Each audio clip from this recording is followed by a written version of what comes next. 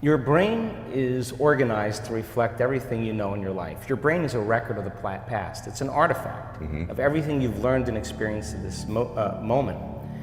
Feelings and emotions are the end product of past experiences, and we can remember experiences better because we remember how they feel. So most people wake up in the morning and they start remembering all their problems, and those problems are connected to certain people and certain things at certain times and places. The moment they start thinking about those problems, they're thinking in the past. Those problems have an emotion associated with them, and the moment they start feeling those emotions, the body, as the unconscious mind, doesn't know the difference between an experience that's creating an emotion and the emotion the person's fabricating by thought alone. Now, thoughts are the language of the brain, and feelings are the language of the body. And how you think and how you feel creates your state of being. So most people's entire state of being, when they start their day, is already in the past. So you have a choice. The choice is you're either defined by a vision of the future or you're defined by the memories of the past.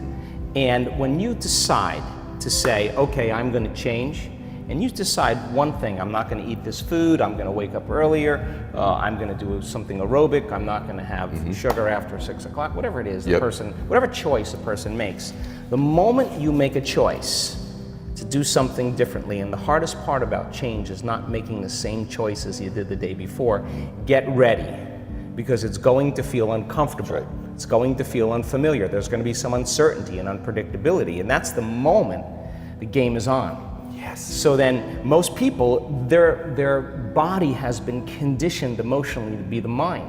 So now the body says, wow, I'd rather hang on to my guilt than take a chance and possibility. I'd rather live in fear than trust in the unknown. So once the person feels uncomfortable, the body goes, whoa, wait a second, we're out of the program here, and body starts influencing the mind. That's right. So it says, start tomorrow, you'll never change, you don't have the money to do this, you're not good enough, your mother told you were this, your father's fault, it's your ex's fault, you know, all of the voices that come up. Now here's the deal, if you respond to those voices, those same thoughts as if they're true, by the way, they're always going on behind the scenes of your awareness, but now they're amplified because you're outside your comfort zone.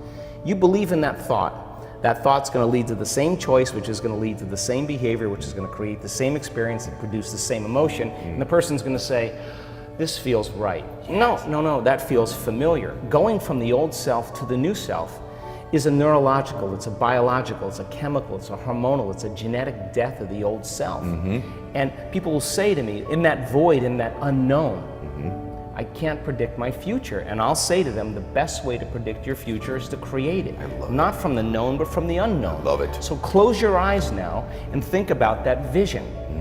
Once you start thinking about that vision of your future, you're activating the creative centers in your brain.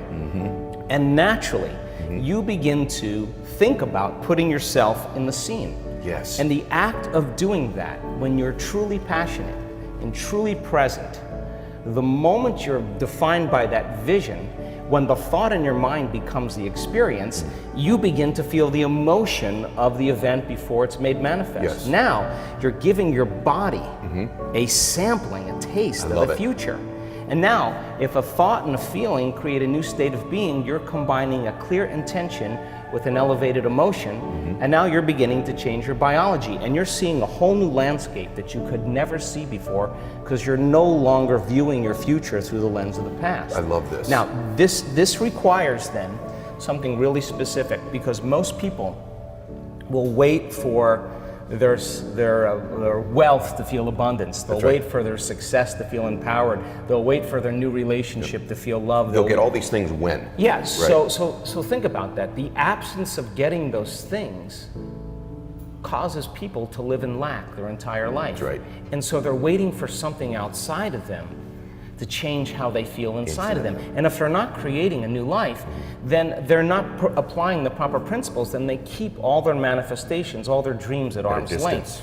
Well, think about this. If you get up feeling gratitude, if you get up feeling empowered, if you get up feeling whole, if you get up feeling unlimited, why would you worry about whether it was going to come or not? You would feel like it already happened.